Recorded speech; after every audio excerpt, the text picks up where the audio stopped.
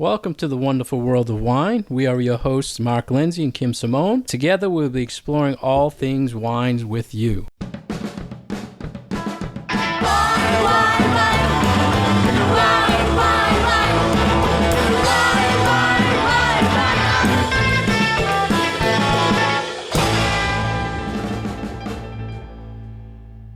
The first topic is natural wines. This was a story in Spectator Life. Natural wines are something that's become very in the forefront of the wine industry. Kim, have you ever seen or tried natural wine, or what's your interpretation of what it is? I have had a few natural wines. So the whole premise behind doing a natural wine, quote unquote, is to be pretty much as hands-off as possible. So it doesn't just affect how the grapes are grown, because most natural wines will be using organic grapes. They'll be doing more in the vineyard where you rely less on fertilizer and pesticides, and you do more things with integrated pest management, which means having, other critters in your vineyards that will eat the bad bugs, and you plant different cover crops and things like that. But it's more of a hands-off approach to the actual winemaking itself. So the winemakers will try to use natural yeasts that are present on the grapes and in the winery itself. They're not going to add a lot of additional sulfur for preservatives, and they are going back to these real old school techniques for the fermentation and for the aging of the wines. So you'll see these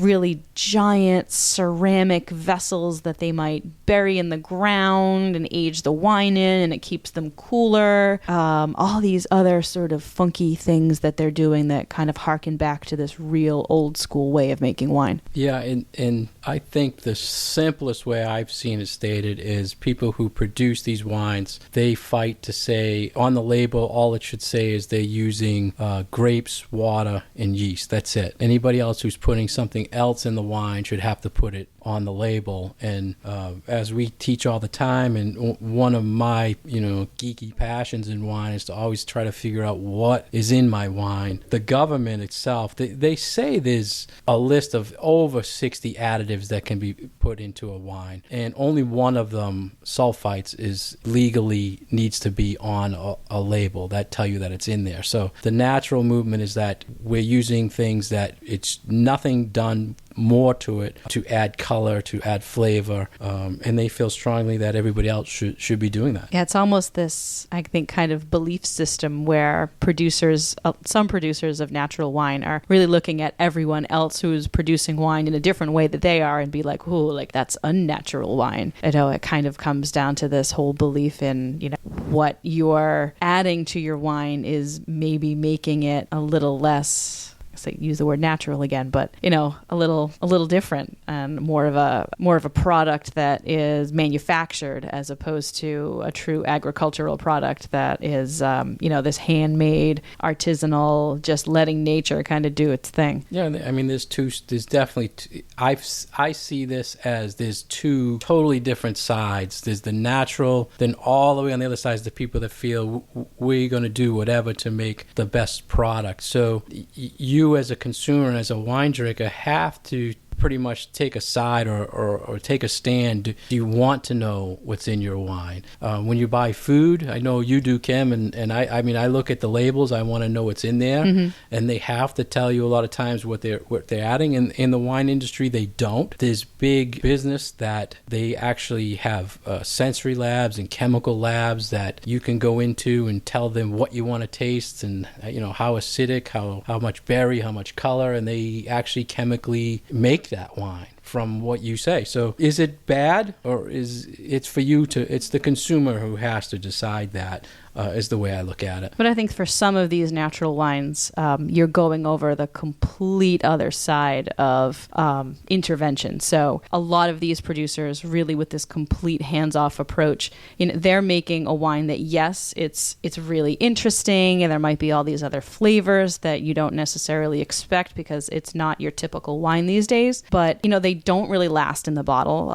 They might not be super food friendly. I think that there's room for a lot of of different types of wine out there. And, different people have different tastes and different things go through different trends. And I don't necessarily think that there's anything wrong with having more of a hands-on approach, using a little bit of science, understanding about cleanliness in the winery, doing things in a way that integrates both traditional ways of making wine, but also with modern science and modern winemaking to make a product that is delicious, that will last so that people can enjoy it without necessarily adding all these extra chemical things that maybe some super big commercial wineries are making. Yeah, I don't see many people asking for these wines, or maybe because they don't know what it actually means, but there's not much of a calling for it. And the most feedback I've seen on natural wines is they're not very consistent because they don't do the same things to it every year. They take the natural product and they bottle it. So I think that's part of the point of it, is that it's not consistent. Right. It's like you don't expect when you go to your, organic farmer at the farmer's market that the radishes this year are going to be exactly the same as the radishes last year. And Exactly. I think that's the point of this is, yes, they're trying to get away from making it seem like it's a mass-produced product and it's something that does change all the time. But the people who understand or enjoy natural wines, they'll accept that every year we're going to get something different. Sure. So it's like belonging to a CSA. One year you might have really excellent strawberries and the next year you might not. And that's just something that goes with the territory. So natural wines, give them a try. Let us know what you think. We tried and we have our opinion. So let us know what you think about it.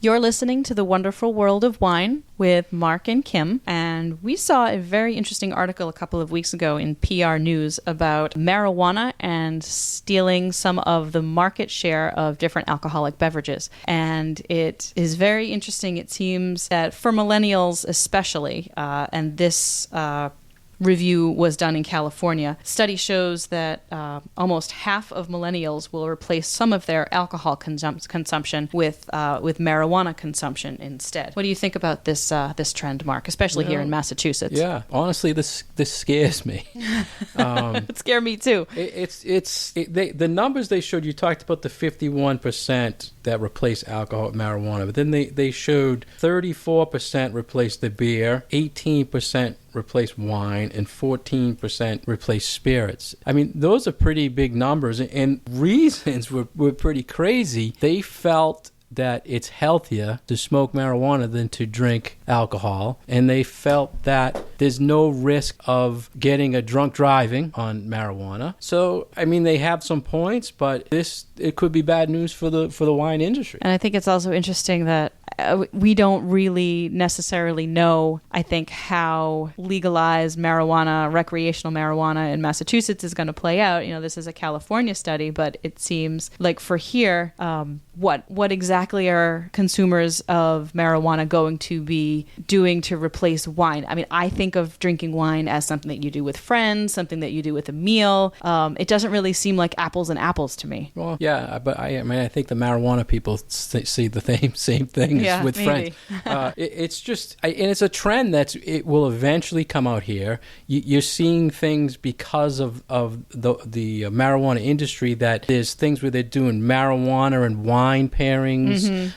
They're doing wine and they're adding marijuana into the wine. So it's trending, and eventually it will make its way somehow around here. And legality-wise, I don't know how it plays into the wine world, but I think it's something we're going to have to we'll be talking about more in the future. I think it's interesting to think about the different things that we like to talk about when it comes to the sensory values of wine, and that there is a lot of crossover for people who really take their pot seriously. So, there's a lot of things that when we stick our nose in a glass of wine, we talk about the aromas and we talk about the flavors, and when we drink it, we talk about the textures. And there is a little bit of crossover where different types of marijuana marijuana have different things that they smell like, and they might have more of an herbal or more of a floral or more of a fruity. So I think in that regard, there could be some of that crossover between people who appreciate those things in craft beers and appreciate those things in wine, and maybe want to start appreciating those things in marijuana as well. Oh, yeah, I can see that. I mean, personally, I smell skunk. I know I smell skunk, but we were talking about some numbers. There was another story from Yahoo talking. They took a poll, and this was an American poll, they call it.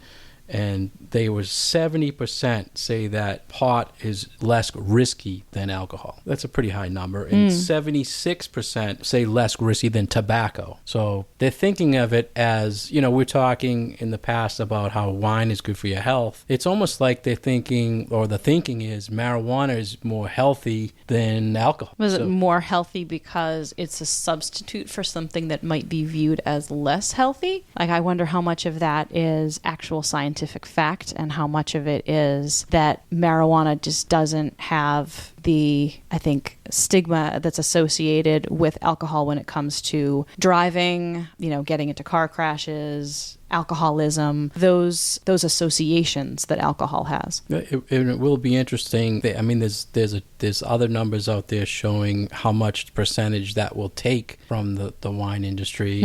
So we'll follow it and see where it goes.